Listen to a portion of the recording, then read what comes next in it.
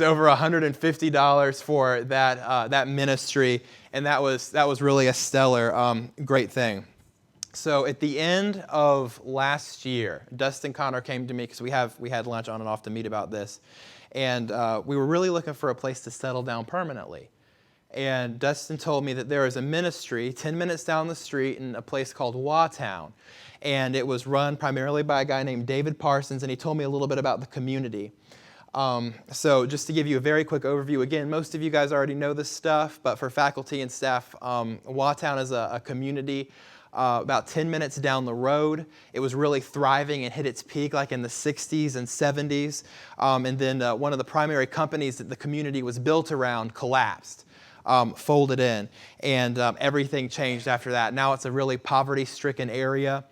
The demographics of the community have totally changed, and it really lacks a gospel presence. There are churches that ran like 1,000 people, and they're very close to each other, these 800-900 member churches, and now they run 20, 30 people. The community is really starving for the gospel, and in many respects, religions, even such as Islam, have been making more grounds in Watown than the gospel of Jesus Christ. So Heather and I went down there at the beginning of this year and took a look at it with Dustin and David Parsons and decided that was a great place for us to be. So in the middle of all of this, the class of 2019, which is this year's freshman class, joined our coalition, as well as the senior class, the class of 2016. So now you've probably heard this a little bit around campus, but we identify ourselves as the PIU Class Coalition. It's a group that's slightly comparable to, Student Council, in the way that it is composed of all of the class officers from each of the classes. We meet once every 2 weeks, and there's also delegates that are appointed from each class to sit on that leadership team. And we make decisions and do things or whatever about Watown. So far, what we've been able to do is we have a really active, thriving ministries on Sundays in Watown that Briley has led phenomenally and is going to be talking about to you guys for about 5-6 minutes here in just a second. And what we really want to do in Park going into the future is make a sustainable ministry in Watown that is cooperated with by all 4 classes and spread out. So what that would look like, what David and I are working with now as a working model, is for a sustainable model of ministry in Watown. The freshmen are going to have the first week of the month. And I won't go into all the details about all the ministry and stuff they'll specifically be doing, but they're going to have a ministry that they own and they're going to be doing in the first week of the month. Second week of the month is going to belong to the sophomores, third week, the juniors, and so on. And that's how we're going to split it up. So essentially what we have is we have a regular weekly Sunday ministry, and then to keep a presence in the community that's sustainable and does not tax the same core of people, we have all 4 classes sharing the load throughout the month, but that's still going to make a twice weekly, at least, Piedmont presence, gospel-centered Piedmont presence in the community of Watown. We're contributing our class funds to this. We're contributing personnel and asking people to join. The individual class weeks are going to be led by the presidents, specifically of the classes, and it kind of goes like that. Just to give you a few little nuts and bolts, the leadership team of the Class Coalition, just so you guys are familiar, when we all meet together, we have another sort of government, if you will, that is run just like a class government. We have a president, a vice president, a secretary, and a treasurer that lead that. I'm the president. Briley is the vice president. Our secretary is Will Miles. Raise your hand, Will. And then Caroline Schools is our treasurer. Where are you, Caroline? There she is. She loves attention. Okay, so anyway, our treasurer is Caroline Schools. All right, so that's really what's going on in Watown right now. We are going to be sending out, we have a Gmail account, we have a Facebook page, all those things. We're going to be sending out weekly notifications and emails for opportunities from David Parsons that go above and beyond the twice weekly ministries that we are kind of obligated to and have a working relationship with. So you guys are going to be getting those emails from the Class Coalition here very shortly once we kind of get all of the email addresses and all the class information together. So you can be just as involved in this ministry as you want to be. You can even communicate. I know David is very free with sharing his number. If you want to get involved in a ministry that we send out, nobody else can go to, you can contact him on that and be down there. I would love to see Piedmont students down in Waughtown 3 or 4 times a week when it's all put together, and I think that we can do that without straining the same people and always drawing from the same funds. It's been very difficult to get together. The people in the business office have had a migraine, I think, for the past week, but we're trying to work it out.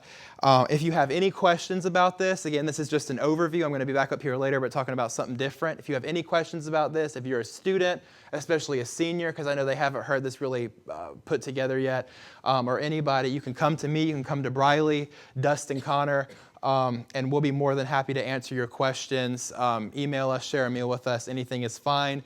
And for those of you here, and for those of you watching me in that little camera back there, any financial contributions or any kind of help that can be lent to us in any sort of way is more than welcome. We have a limited amount of money with our class dollars, and that does replenish, and we're trying to make a more ecumenical effort between the classes to raise money more effectively, but that can only go so far, and the needs are great. So anyway, we're going to be giving money towards things like food for the hungry, paint towards like covering things like graffiti in the community, toys to play with children and stuff with, and just all kinds of things. So it's really no dollar given towards this goes to waste. So my challenge to the student body is every time you can afford to do a student fundraiser, even if it's kind of lame, do it, because every dollar now that any student fundraiser makes that's for a class is going to go towards this. So anyway, we're continuing to grow and expand. We're making some contacts with churches, and there's just really more than I have time to explain in this chapel.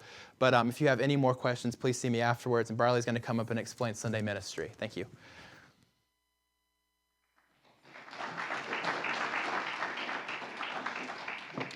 Is this mic working? Yes. I hate this mic. It never works for me. Well, Logan said earlier, I'm kind of the vice president of this coalition we have.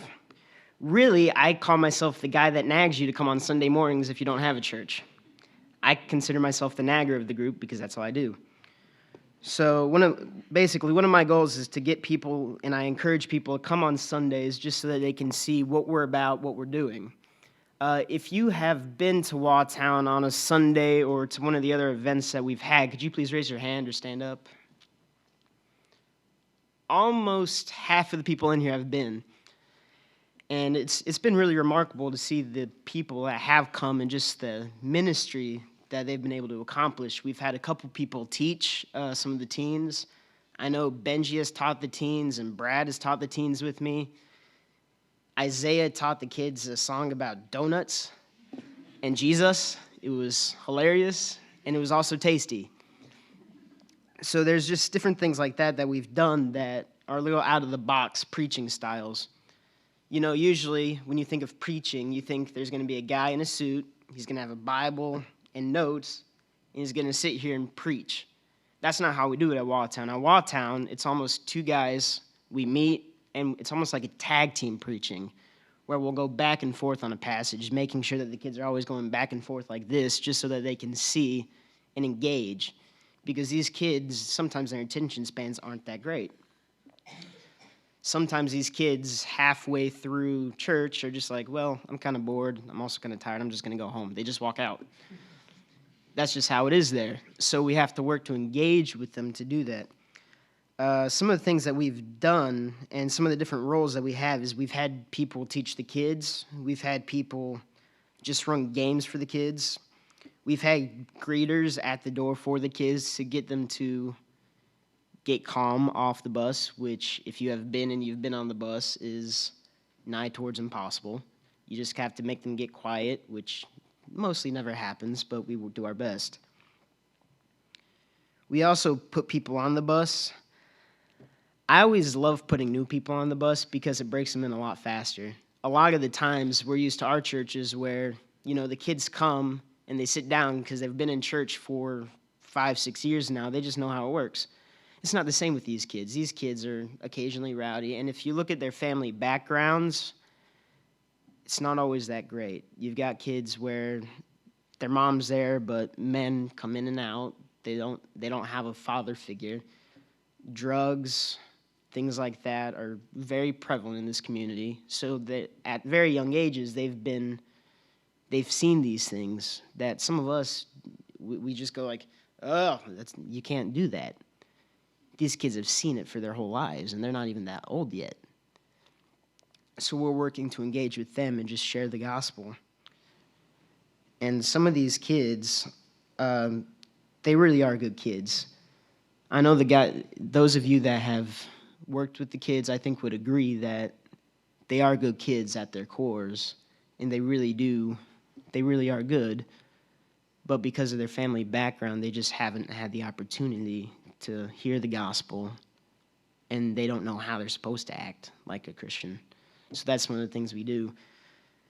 And we have, actually, one of the big things that we have coming up is on November 15th, that Sunday, we have it's almost like a big church service in the sense of we go out, we canvass the community, we advertise this Sunday and say, hey, we're going to have teaching, some music, some games for the kids, and we're also going to have food, because who doesn't like free food? And you guys are all in college, so I know you like free food. So it's just one more reason, and here I go nagging again, for you to come on Sunday. So if you haven't been engaged with this community yet, or you just don't know how to, especially on Sundays, I'm the guy to talk to. Talk to Logan, talk to Faith. We would all love to get you engaged in some way, shape, or form. Even the faculty, if you guys have a Sunday off church that you're just not doing anything, come to Waughtown, talk to me. We'd love to have you. And now I'm going to give it to Faith to talk about just some of the miscellaneous stuff we've done over the past few months.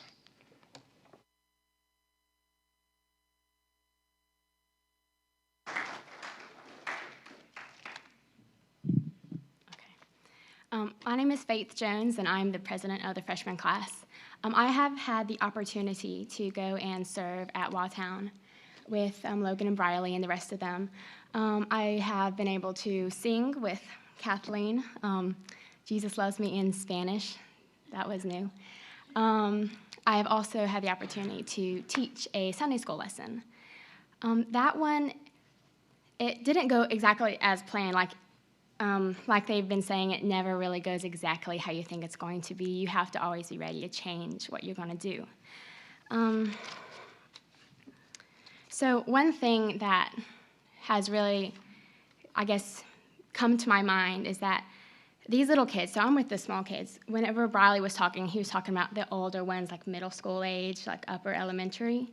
I'm with the smaller children. These children come by themselves, from ages 5 to 8. They get up in the mornings, they dress themselves, and they wait outside to get on a bus to come to church because they don't have their parents to drag them there. Sometimes I've wondered why some of them even come, because they complain that they don't want to be there if they don't get their way right when they want something. And I've wondered, why are you even here? And I'm thinking, well, maybe it's because they want to hang out with their friends, or maybe it's because there's a game time after lessons. We do Awana games with them, and they absolutely love that. Maybe it's because they get fed a snack, and that's the only thing they've had to eat that morning. But I think it's because they're being shown love and attention. See, they want you to go out and play with them, and the little girls, they want to play with your hair. The guys want you to kick a soccer ball with them. These kids are begging us to show them the love of Christ. And that's exactly what we're obligated to do because we bear his name. And it's been such a blessing to just go out and to love on these kids. Granted, sometimes they are a handful. I mean, even these little kids, there's had to break up some fist fights. But it's all been worth it, because when they're sitting in Sunday school, even if they're moving around and talking with each other, there's always those few kids that are sitting there and they're answering questions, and you're like, they get it. They're actually listening, and they are understanding what is being taught them. And so maybe something is getting to their heart, and they're going to be more curious about Christ and about his love. And that just makes it all worth it to me. So, thank you.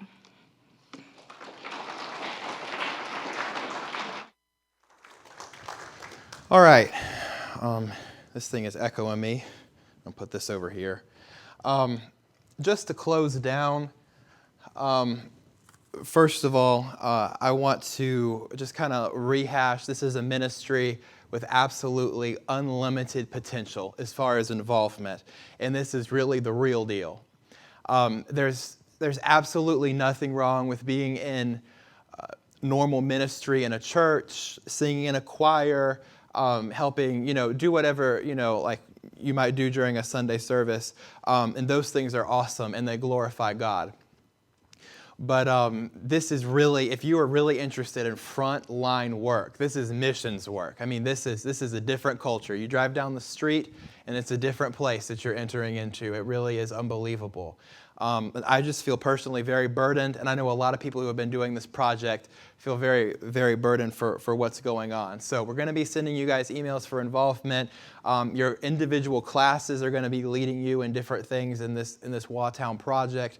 And this is what the Class Coalition is doing right now. I wouldn't mind if we stayed here indefinitely, so we'll just see what the Lord has in store. So anyway, just to close us out, just for a couple of minutes, I kind of wanted to echo a little bit why we are doing some of what we are doing, not just what we're doing. A lot of you guys have heard that so much. You're going to continue to hear about it. But I want to talk a little bit about why and probably echo the heart, hopefully, of some of these guys who have talked to us a little bit today.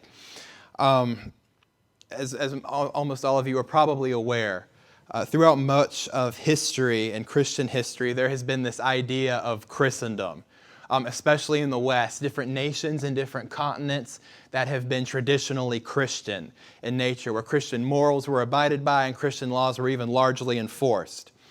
It does not take a history buff or a brilliant philosopher or genius to realize that Christendom in large respect has fallen. It is a thing of the past. It is no longer something that really influences much of our culture day to day. And this is the world that we live in now. This is the world that is new. Sometimes it's difficult, I think, when you're living history and living a really fundamentally changing time in the course of history, whether it be in the world or in a specific nation, to realize that. But things are changing. Things are changing all around us. At a rapid rate. Things are so much different in our culture and the way things are viewed from the year 2000 even. Things are so radically different. It's easy to look at this city, for instance. We live in a city in the buckle of the Bible Belt, by many people's estimation, that is 70% lost by a lot of estimates. 70% lost. And just looking at different things, that's really not an overestimation. It's easy to look at these facts and become overwhelmed and feel like we don't have the time or the adequate resources to address these issues. But the truth is, God has given each one of us just enough time to glorify Him in the way that He has for each one of us, to the max. God has given us that time. It is our tendency to look towards the future, not only as college students, but as Bible college students, especially with our ministries and with our lives, and think, I'm really going to impact this lostness in the future. My ministry is going to be in the future. God is really going to use me 10, 20, 30 years down the road from now. In your own estimation, that may be correct. In the estimation of maybe your leaders or the people around you, they may be telling you that you're really going to get involved and you're really going to be able to serve and be effective later in life. But please, let me be clear. In the eyes of God, your time is now.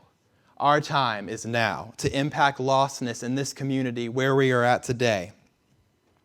Right now, today, sitting in this room and asynchronously in Piedmont's network all around the globe, we have a strong community of Christian believers. Not only just a strong community of Christian believers and Christ followers, but people who are actively being trained in the gospel ministry. We are no better than anybody else, any other Christian who is not being trained in this way, but we have the equipping and the tools and the skills from people who have gone before us and done these things even at a young age. We're not finished, but we have so much more than so many Christians do. It's not acceptable for us to put it off. Tomorrow and our ministries that we see coming in the future, they're not here yet, and we're not promised them. The Bible makes it very clear that we are not promised tomorrow. There is many a Bible college student who has trained hard, gone to seminary, done all those things, and we should do those things. if we delay ministry and delay an active witness, God could take us. His plan could be for us to live to 25, to 30. Tomorrow is not promised. Tomorrow is not promised, and yesterday is past. But today we have this moment and this opportunity with this group of believers in this community. We as a student body must make a commitment to combine our energy and resources not to answer this culture 10, 20, 30 years down the road, not to critique people who are trying to answer the culture today, but to answer the culture now, today, with the opportunities that we have.